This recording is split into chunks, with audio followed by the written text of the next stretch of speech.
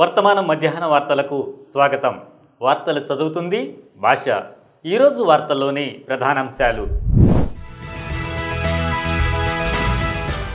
గాజాలో మూతపడ్డ వైద్య కేంద్రాలు, 350 మందికి పైగా కిడ్నీ రోగులకు ప్రాణహాని పరిస్థితి.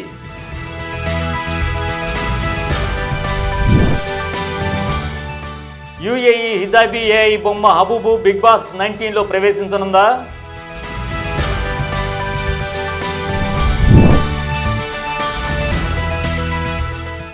హైదరాబాద్ యువకుడిని 21 లక్షలతో మోసగించిన నకిలీ పెళ్లి కూతురు, మ్యాట్రిమోనీ మోసం.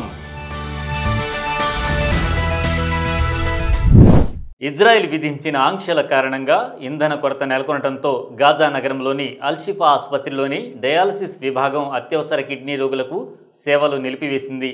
మంగళవారం ఉదయం గాజా నగరంలోని అల్షిఫా వైద్య సముదాయం చీఫ్ ప్రకటించారు.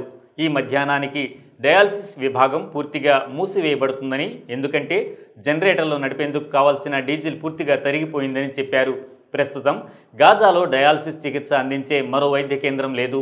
గాజాపై యుద్ధం ప్రారంభమైన తర్వాత తొలిసారిగా ఇలా జరుగుతోంది అని Al Shifa medical complex internal medicine nephrology నిపుణుడు doctor Mohammed Abu Hasira Middle East ఐకి తెలిపారు. కిడ్నీ వైఫల్యం ఉన్న రోగులు ఆసుపత్రికి వచ్చారు, కానీ మేము వారి ఆరోగ్యాన్ని చూసి బాధపడుతూ వెనక్కి వెళ్లమని చెప్పాల్సి వచ్చింది. ఇది వారి ఆరోగ్యంపై తీవ్రమైన ప్రభావం చూపుతుందని ఆయన అన్నారు. గాజా ఆరోగ్య శాఖ ప్రకారం ఈ తీర ప్రాంతపు గాజాలో మొత్తం 728 మంది కిడ్నీ వైఫల్య రోగులు ఉన్నారు. వీరు ఉత్తర, మధ్య మరియు దక్షిణ గాజాలో ఉన్న 4 డయాలసిస్ కేంద్రాల్లో చికిత్స పొందుతున్నారు. ఇది మా వంటి కిడ్నీ రోగుల ప్రాణాలకు ముప్పు అని అల్ జజీరా ఇంటర్వ్యూలో రోగి ఇమాద్ హాసిం చెప్పారు. ఒక డయాలసిస్ సెషన్ కూడా మిస్ అయితే మా ప్రాణాలు ప్రమాదంలో పడతాయి. నాకు ఇప్పుడు తీవ్ర నొప్పి ఉంది, కానీ నేను వెళ్లాల్సిన మరో చోటు లేదు. ఈ సంక్షోభం మాకు కొత్త విపత్తే అని ఆయన ఆవేదన వ్యక్తం చేశారు.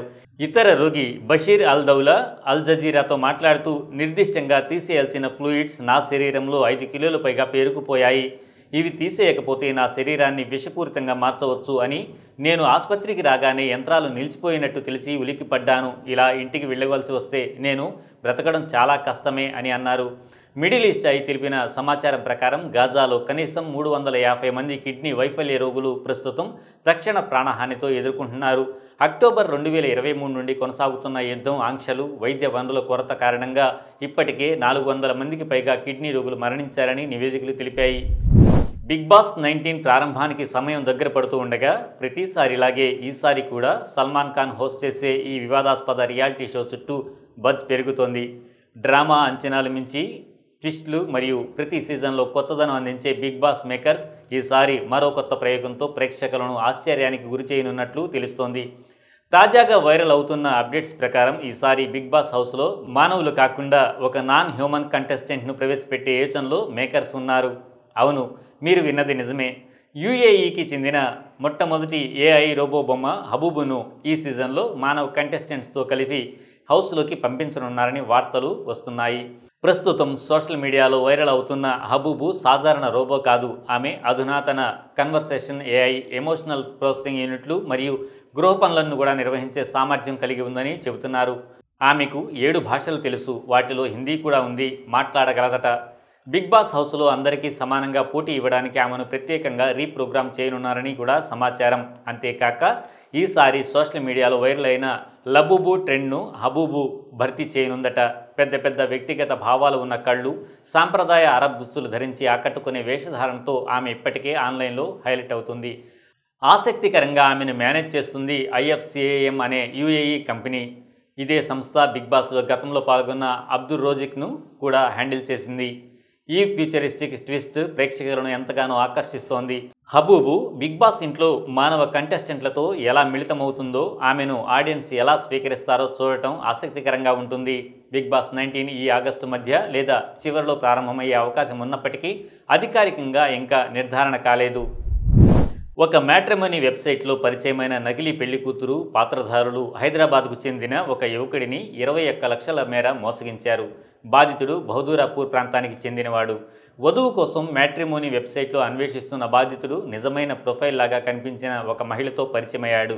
కొద్ది కాలంలో ఫాతిమా మరియు అనీసా ఎం హుండేకర్ అనే 2 మహిళలు తాము వరుసగా పెళ్లి కూతురు మరియు ఆమెకు అక్క అని చెప్పి అతనితో చాటింగ్ చేయడం ప్రారంభించారు. వారు తమను పాకిస్తానీ నట్లుగా చూపించుకొని బాధితుడికి నమ్మకాన్ని కల్పించారు. కొంతకాలం పాటు భావోద్వేగంతో కూడిన విస్తృతమైన సంభాషణలు జరిపి అతనికి పూర్తి నమ్మకం కలిగించారు. తర్వాత తమ తల్లి తీవ్ర అనారోగ్యంతో ఉన్నట్లు నకిలీ వైద్య నివేదికలు పంపించి వైద్యం కోసం డబ్బు అడిగారు.